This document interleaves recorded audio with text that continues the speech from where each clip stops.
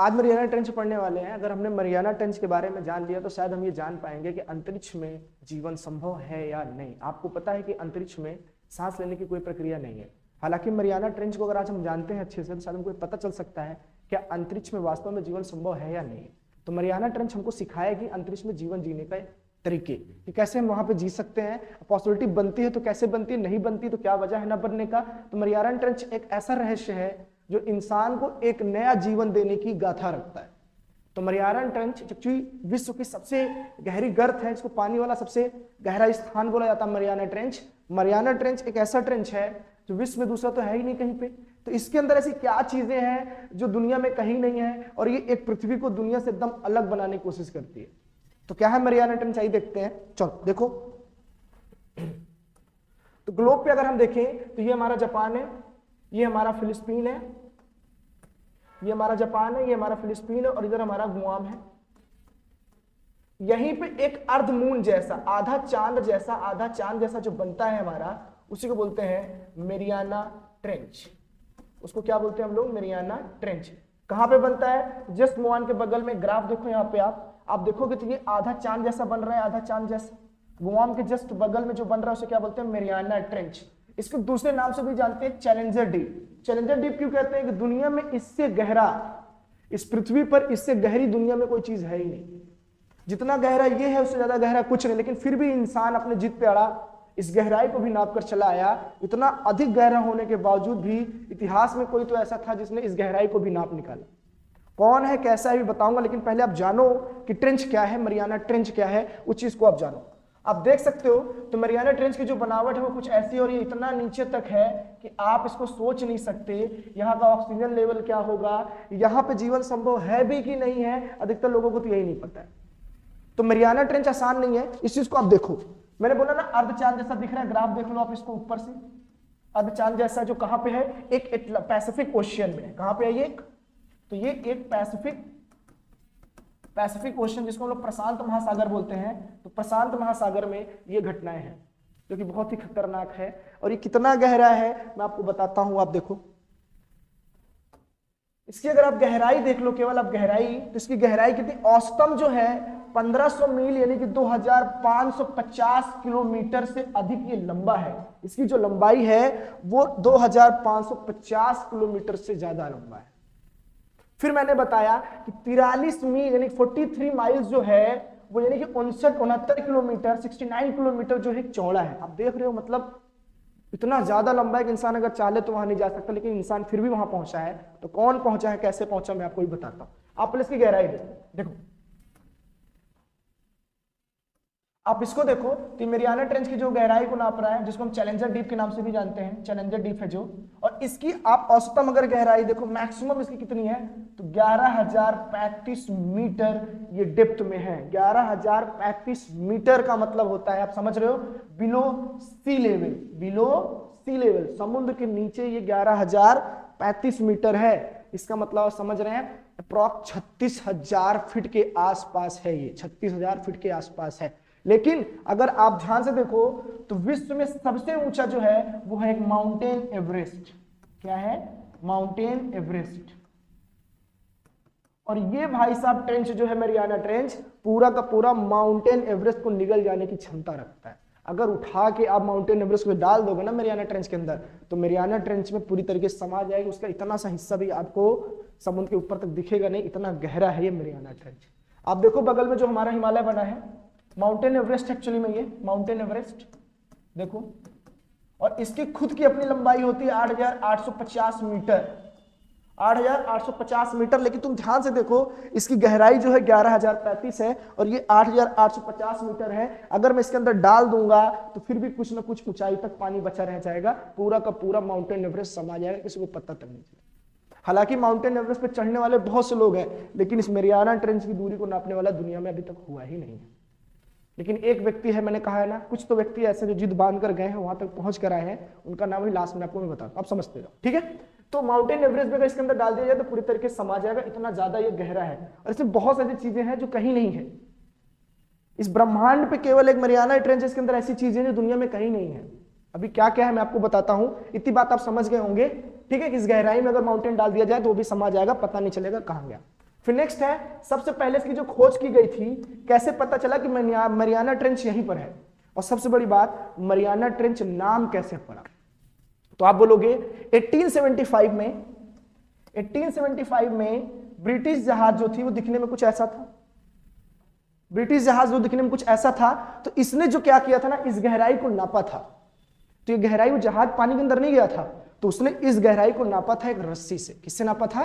केवल एक रस्सी से। तो आप देखना यहां पे इमेज बनी है, उसने इस गहराई को एक रस्सी से नाप दिया, और इस गहराई मालूम कितनी थी? 8 किलोमीटर। 8 किलोमीटर का मतलब होता है 8000 मीटर। तो 1875 में ब्रिटिश जहाज के द्वारा पहली बार रस्सी से नापी गई थी, जो कि 8 किलोमीटर की दूरी थी। और ऐसा कहा जाता है कि जैसे मरियाना ट्रेंच की पहली बार पता चला, ये तो पूरे इतिहास में क्रांति ला दिया। लोगों फिर अजीबों से घटनाएं होने लगी, अजीबों के बारे में जानकारी हुई, एक से एक चीज जानकारी होने लगी, एक से एक चीज के बारे में जानने लग गए। ये 1975 जो ब्रिटिश जहाज की वजह से कुछ हुआ, तो एक अलग सी क्रांति आई विज्ञान में।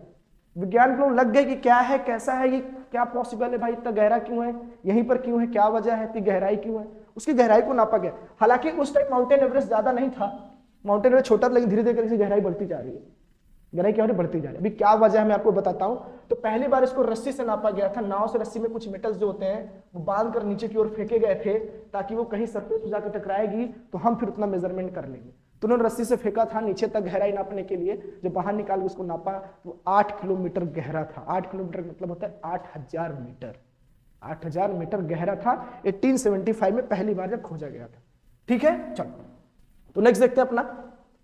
फिर आ गया, तो जब उसमें ढूंढा गया कि भाई इसमें क्या है, तो मैंने बोला ना 1870 के बाद से इसमें बहुत से परिवर्तन हुए। हमको मिनरल मिलने लग गए, एक से खनिज मिलने लग गए, पदार्थ मिलने लग गए, और सबसे बड़ी बात, एक से एक तरह के जीवन संभव है वहां पे। पूरे 4700 जीव, ये बोल सकते हो 4700 जीवन मिले, जीव मतलब तरह तरह के वैरायटी के जीव मिले। वो कितने? 4700 संभव।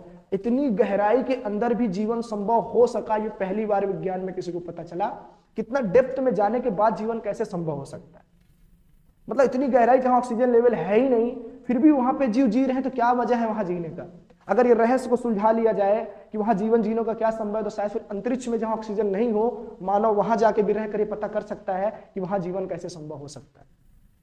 तो मरियाना ट्रेंच ही आपको सिखाएगी क्या जीवन संभव है अंतरिक्ष में या नहीं है।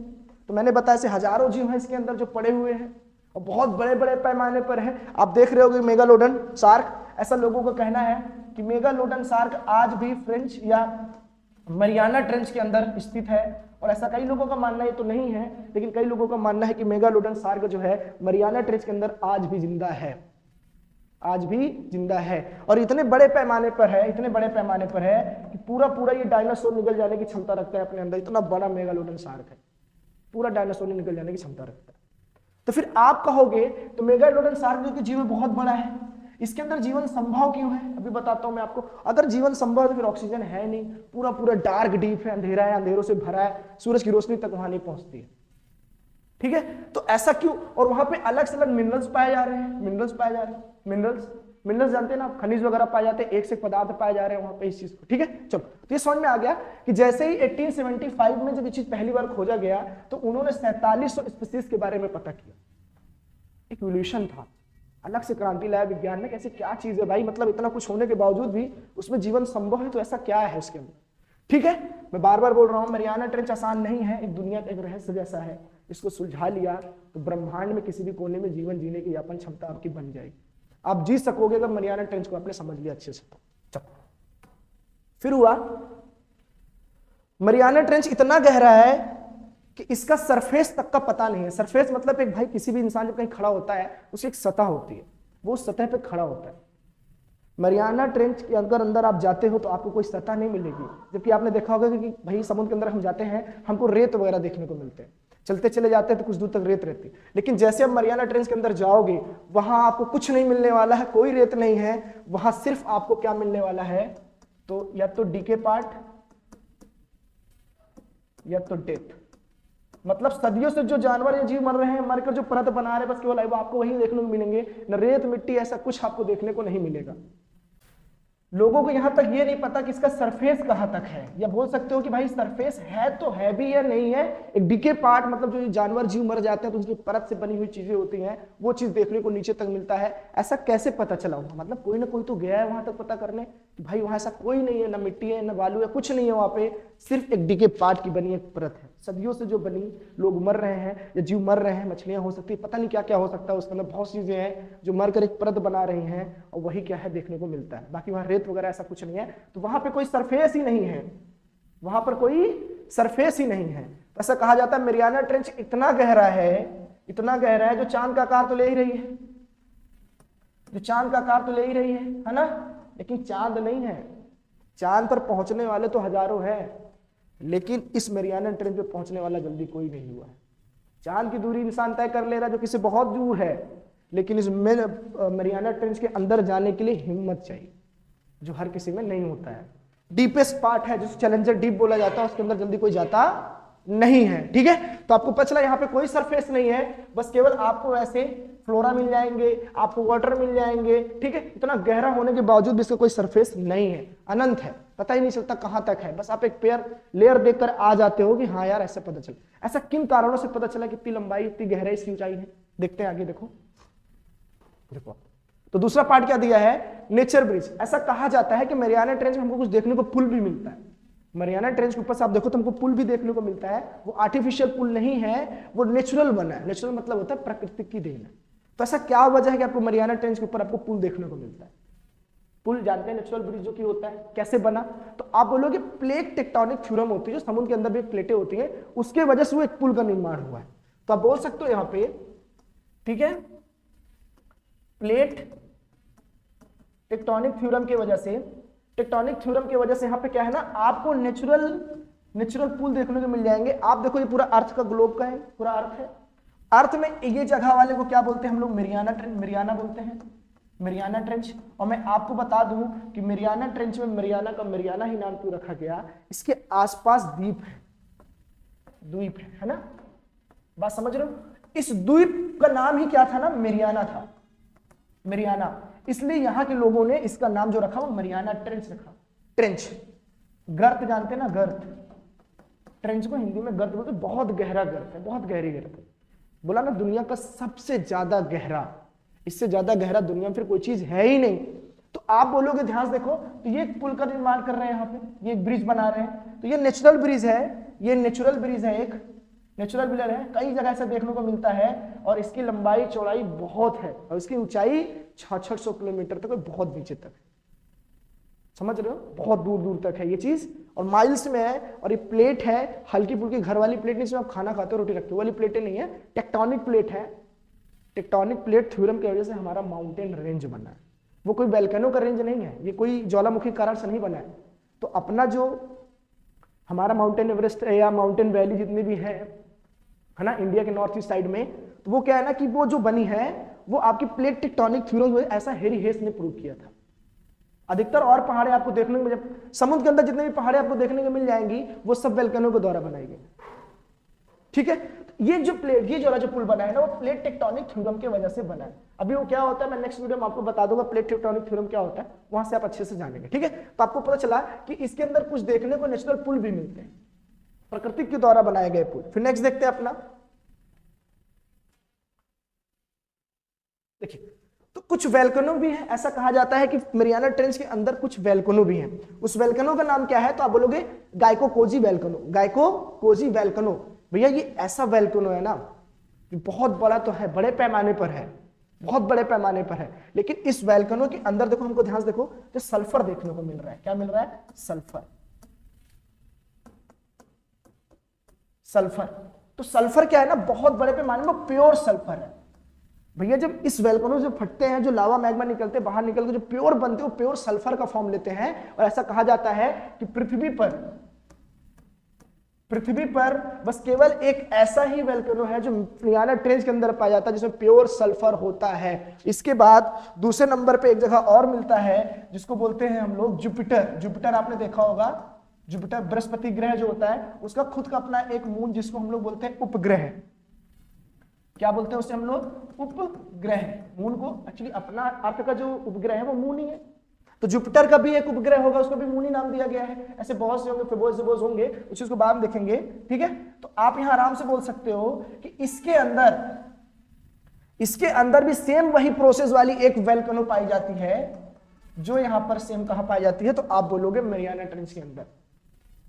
तो केवल अपने ब्रह्मांड में केवल 2 जगह ही ऐसा है जहां पे वोल्केनो से प्योर सल्फर निकलता है, वो है एक मेरियाना ट्रेंच और एक है हमारा जुपिटर के उपग्रह में भी पाया जाता है वोल्केनो के अंदर, उसको बोलते हैं हम लोग क्या, सल्फर, प्योर सल्फर है। तो मेरियाना ट्रेंच का ये भी एक इतिहास अपने आप में अलग है, दुनिया सबसे अलग बनाती है, दुनिया का सबसे अलग। ठीक है, चलो तो नेक्स्ट देखते हैं और अपना। फिर 1951 में जो इतिहास था ये भी एक है 1951 में। तो 1951 में पहली बार यहां पे देखो तो हम लोगों ने क्या यूज किया था, तो इको साउंड, इको साउंडर के जरिए इसकी 1951 में 11 किलोमीटर की हाइट, मतलब 11,000 मीटर, 11,000 मीटर की दूरी पता की थी इको साउंड। और इको साउंड क्या होता है थोड़ा समझना आप यहाँ पे, इको साउंड क्या होता है, जैसे आप यहां ध्यान से देख रहे होगे तो देखो ये एक शिप है जो आपको दिख रही है शिप, ठीक है। शिप जो है ना वो इको क्या है ना, अपना एक इको छोड़ता है, एक साउंड छोड़ता है, साउंड धीरे धीरे धीरे धीरे करके नीचे जाता है और किसी एक सरफेस पे क्या होता है ना, टकराती है और रिफ्लेक्ट होकर जब वापस आती है तो उसी के जरिए से हमको पता चलता है कि इसकी दूरी कितनी है। बहुत टेक्नोलॉजी हो गई थी 1951 के आसपास, टेक्नोलॉजी होने की वजह से हमको रस्सी से फेंक कर नहीं पता करना था, तो हमने इको साउंड की मदद से क्या कर लिया, वहां पे पता कर लिया कि भाई इसकी गहराई कितनी, तो 11,000 की गहराई थी। आप देख रहे हो ना ये गर्त है, बहुत मुश्किल है और ये एक इतना गहरा है कि अगर इंसान जल्दी जाए तो बहुत ही खतरनाक है अपने आप में, लेकिन इंसान कहाँ मानने वाला है, तो चांद पहुंच गए तो फिर जमीन के अंदर है, पानी के अंदर, इसको भी क्या कर लिया, पकड़ लिया। इसको चैलेंजर डीप बोलते हैं। मैक्सिमम 10,928 जो कि मैंने बताया था 11,050 के आसपास है टोटल, अभी उस समय तक इतना ही था, उस समय तक इतना ही था। ठीक है, चलो तो नेक्स्ट देखते हैं अपना इसी में। तो ऐसा बोला जाता है कि इसके अंदर सन रिएक्शन, सन रिएक्शन क्या है, मतलब भैया ये इतना गहरा है ना, विश्व का सबसे गहरा है, इतना गहरा है ये कि इसके अंदर कभी सूर्य की रोशनी ही नहीं पहुंचती, कभी जिंदगी में रोशनी नहीं पहुंचती है। कह सकते हो कि भाई अगर इसके अंदर कभी सूर्य की रोशनी कभी नहीं पहुंचती तो ये पानी कितना ठंडा होगा, आपका सोचना बिल्कुल सही है। तो यहाँ का जो टेम्परेचर होता है वो 1 डिग्री से लेकर 4 डिग्री तक सेल्सियस तक इसका टेम्परेचर हमेशा मेंटेन रहता है। लेकिन एक चीज और बता दूं मैं आपको, इसके अंदर ना मिथेन भी है। देखो मिथेन का जो टेम्परेचर है वो बढ़कर कहां तक जाता है, तो आप बोलोगे मिथेन टेम्परेचर बढ़कर 370 डिग्री सेल्सियस तक आता है, मतलब खौलता रहता है। लेकिन आप ये कह सकते हैं कि मिथेन जब खौलता है तो उसके जो बुलबुले में ऊपर तक आने चाहिए, लेकिन कभी भी इसके बुलबुले जो है ना वो ऊपर तक आपको देखने को नहीं मिलते हैं। रीजन क्या है, तो एयर प्रेशर, वायु दाब के कारण। तो वहां का वायु का जो दाब है वो करीब 15,750 psi तक पहुंच जाता है, जो नॉर्मल पृथ्वी के कंपैरिजन में 1071 गुना ज्यादा है। आप बोलो कैसे कंपेयर करेंगे, 71 गुना ज्यादा है, आप खुद लॉजिक लगाओ। भैया मेरियाना ट्रेंच के अंदर अगर मिथेन है, हीट होगा, जाहिर बात है, तो बॉयल होगा, तो बुलबुले ऊपर आने चाहिए, लेकिन नहीं आते। एयर प्रेशर, वायु दाब के कारण वजह से बुलबुले कभी ऊपर आते नहीं, वो अंदर ही रह जाते हैं। लेकिन उसका सेंटीग्रेड कहां तक जाता है, तो आप बोलोगे 371 डिग्री सेल्सियस तक का तापमान तक सहता है, वहां तक जाता है इसका तापमान। फिर भी मैं बता रहा हूं इसके अंदर का जो प्रेशर बनता है, एयर प्रेशर, वो 15,750 psi मान तक बनता है। पृथ्वी के कंपैरिजन में बेटा ये जो है ना 171 गुना ज्यादा प्रेशराइज है, तो ज्यादा ही दाब मारता है। एग्जांपल मैं दे दूं ना, अगर आपके ऊपर 10 हाथियों को बैठा दिया जाए तो जो आप महसूस करोगे वही महसूस करेंगे वहां के लोग, इतना ज्यादा प्रेशर होता है। समझ पा रहे हो ना, 10 हाथी आपके ऊपर चढ़ा दूं ना मैं, तो आप समझ लो आपकी हालत क्या होगी ना, इतना प्रेशर होता है उसके अंदर। इतना प्रेशर के अंदर बुलबुले कैसे आ जाएंगे ऊपर, नहीं आ सकते, वायु दाब बहुत ज्यादा होता है। इसके ज्यादा होने की वजह से इसकी जो डेंसिटी है, उसकी जो डेंसिटी है वो 5% क्या होती है ना, बढ़ जाती है, घनत्व जो होता है बढ़ जाता है, 5% क्या हो जाता है, बढ़ जाता है। ये सब फैक्ट है, बढ़ जाता है। ठीक है, तो आपको पता चला मिथेन कहां तक पहुंचता है, 370 डिग्री ऊपर तक। सन रिएक्शन क्या है, सन कभी पहुंचता ही नहीं वहां, इसलिए वहां टेम्परेचर क्या होता है, इतना बना रहता है। मिथेन की वजह से इसका मैक्सिमम कितना जाता है, 371। नॉर्मल प्रेशर से कितना है, तो 1071 गुना ज्यादा होता है पृथ्वी के कंपैरिजन में एयर प्रेशर वहां का। आप समझ गए ना चीज को। तो ये पूरा क्या था हमारा, मिथेन ऑक्सीडेशन में पूरा था। चलो नेक्स्ट देखते हैं अपना। तो दुनिया में मैंने बोला था ना कुछ लोग ऐसे हैं जो नहीं मानते हैं और वो हर चीज को पाने की जिद रखते हैं। तो कुछ ऐसे भी इतिहास के यूएस के लोग थे जिन्होंने 1960 में मेरियाना ट्रेंच को नाप दिया। 1960 में मेरियाना ट्रेंच ने क्या कर दिया, उसको मेरियाना ट्रेंच को उन दोनों ने नाप दिया। तो कौन थे, तो लेफ्टिनेंट डॉन वॉल्स और उनके स्विस सहकर्मी जो उनके साथ में काम करते थे, उन्होंने, जो कि दिव्यंत जैक्स पिकाई, सन 1960 में एक पनडुब्बी में करीब 10,790 मीटर की दूरी को तय कर लिया गया। इन्होंने नहीं माना, जिद की, और ये नाप कर चले आए। कहते हैं अगर मैरियाना ट्रेंच में बहुत से ऐसे जानवर हैं जो डायनासोर से पुराने हैं, डायनासोर से भी पुराने ऐसे जानवर जो मैरियाना ट्रेंच के अंदर आज भी उपस्थित और जिंदा, ऐसा मानना है। अगर ये पता चल जाए कि वो जानवर आज भी कैसे वहां जिंदा है, जो बिना ऑक्सीजन के, बिना इतनी सुविधा के, ऐसे बहुत सी चीजें जो डीपेस्ट फॉर्म में प्रेशर इतना कैसे झेल रहे हैं, अगर हम इस चीज का पता लगा ले तो ये संभव है कि अंतरिक्ष में किसी भी कोने में जाकर हम एक जीवन जी सकते हैं और पता कर सकते हैं वहां इंसान मरेगा ही नहीं। जब हमको पता ही चल जाएगा मैरियाना ट्रेंच में जानवर कैसे जिंदा रहते हैं या कैसे जीव संभव है, तो हम फिर अंतरिक्ष में जाके उसको फिर उसी प्रोसीजर को फॉलो करके वहां हम रह सकते हैं। हालांकि भी अंतरिक्ष में पॉसिबल तो नहीं है, लेकिन विज्ञान आज भी इसके पीछे पड़ा है, मैरियाना ट्रेंच के पीछे, कि कैसे वहां के जानवर आज भी इतना प्रेशर, इतना जो सन कभी नहीं मिलता है, उस डार्क में ऐसे रहते हैं, इतनी गहराई में नीचे रहते हैं, कैसे जीवन संभव है, उसके पीछे आज भी साइंटिस्ट पड़ी होगा। जिस दिन पता चल गया कि मान के चलिए कि अंतरिक्ष में जीवन संभव हो जाएगा। तो ये थी मैरियाना ट्रेंच की पूरी कहानी जो मैंने आपको डिटेल में अच्छे से बताई है। अच्छा लगे तो लोगों तक पहुंचाइए, समझाइए और बताइए, ठीक है। लिंक में प्रीवियस वीडियो जो कि हमारी ड्रैगन ट्रायंगल कर बेस पर जो मैरियाना ट्रेंच से संबंधित रखती है थोड़ी सी बातें, तो उसको जाके देखो, आपको पूरी बातें अच्छे समझ में आएगी, ठीक है। तो मुस्कुराते रहो, हंसते रहो, बाय।